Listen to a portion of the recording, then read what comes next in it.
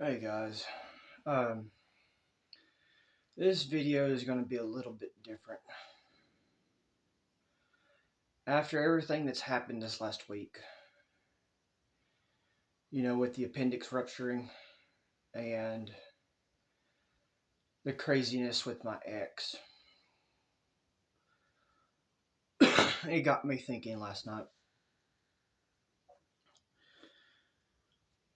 My days are numbered, as is, and this is this is kind of heavy for me. Okay,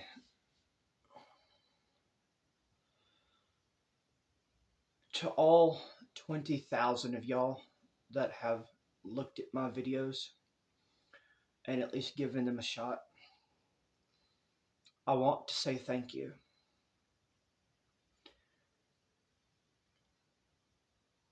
I understand that in the grand scheme of things, 20,000 isn't a whole lot, but that's 20,000 more than what I'm used to having in my corner. Now, I have escaped death more times in my life than I care to count.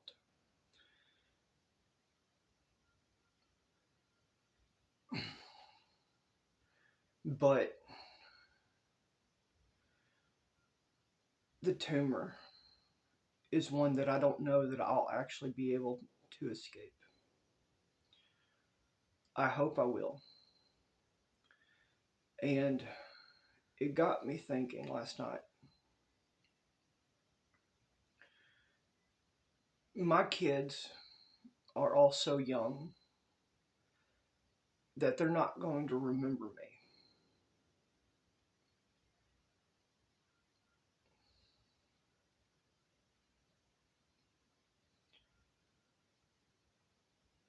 If the current timeline continues.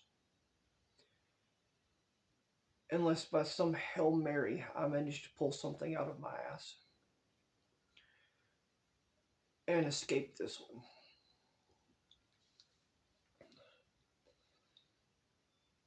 So, what I'm about to do is I'm going to, against my better judgment, start a series, and that's what this is, called Letters to My Kids. And essentially, what this is going to do is that's going to, one, give y'all a better insight into me, but at the same time,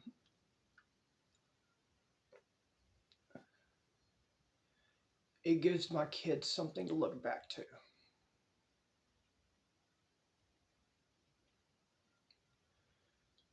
Now, I don't know where to start this,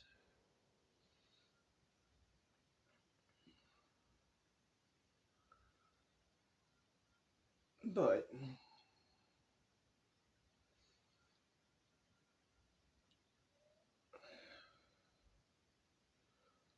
I guess I could start with my childhood and where everything really started to kind of go wrong.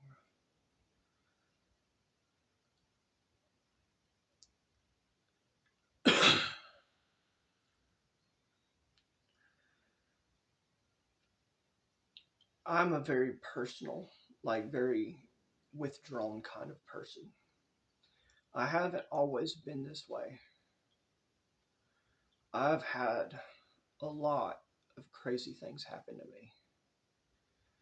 Like one in a million, one in a billion kind of things.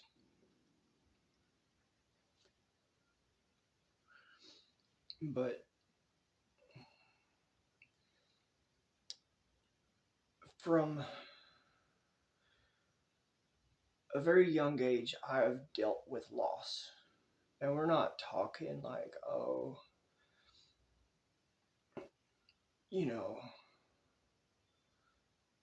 one person. I mean, it's happened quite a bit. When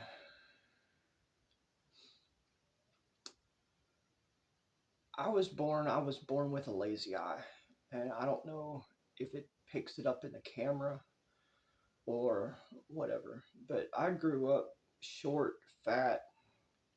I mean, I was poster child to be bullied. And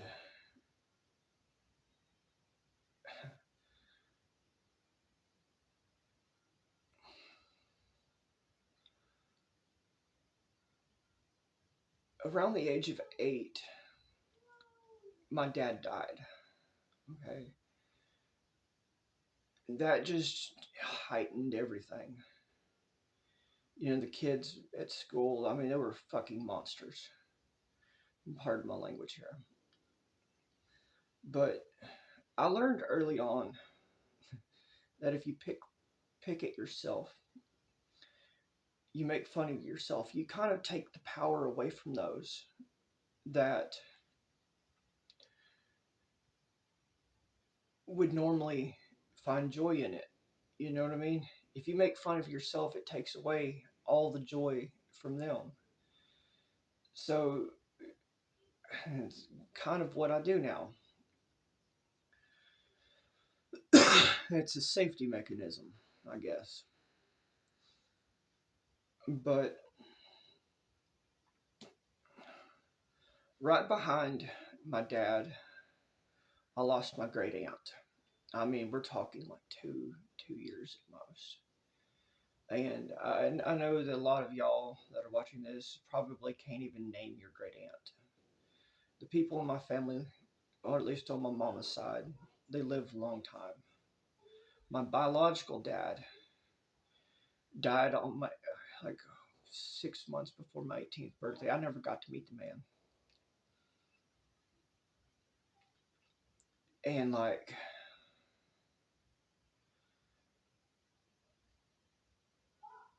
that instilled a lot of craziness in me. You know what I mean? Like that's part of why I'm so protective of my kids and why I try so hard for them. Is I didn't want them to grow up the same way that I did. But I guess it's the universe's dark joke that hey, this is gonna happen. I mean, how many times? I mean, we've all seen Final Destination. You can only escape death so many times before it really comes for you, right? But like, there was dad, then there was my great aunt, and then my grandpa got sick in '09. Who he was basically like my surrogate father, and I walked away pretty much from high school. I'm a high school dropout. I did that so that I could take care of my grandparents. And like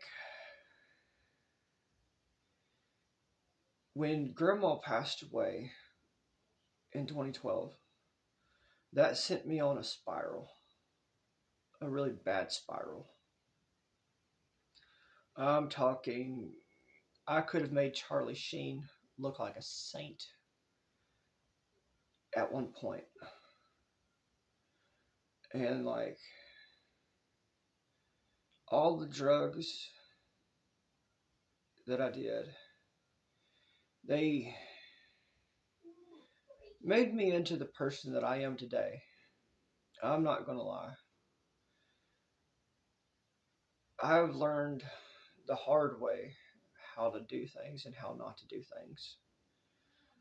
I've only been to jail 3 times, all of which have been your minor. I'm not even going to sit here and say that I'm some hardened criminal or anything like that. I'm not. The longest time I ever spent in jail was 12 hours. It was on some bullshit. I'm not even going to lie to you. I'm not going to get into it either. But like,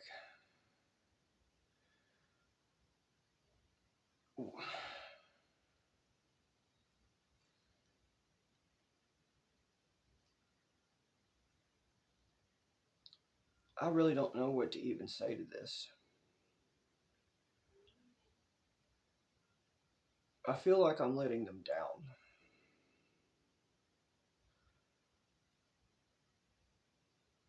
I mean, because I look back on my life and I see what could have been, and then I see where the drugs and everything like that took me. And then once I finally got clean, I got the diagnosis. I mean, I've only been clean for like a year and a half, 2 years.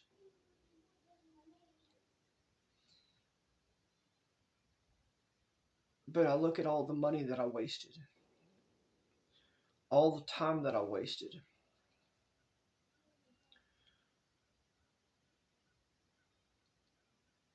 And I would like for my kids to understand that this is not how things were supposed to be.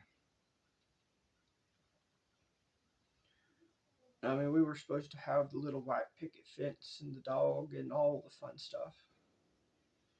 And now I don't know if I'll even be able to provide it.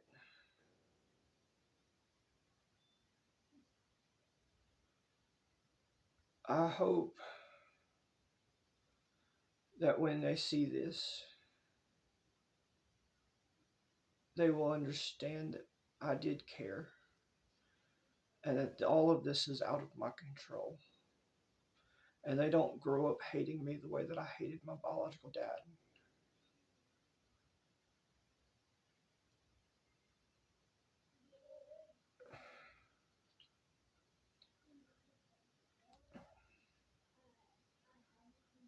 I don't even know.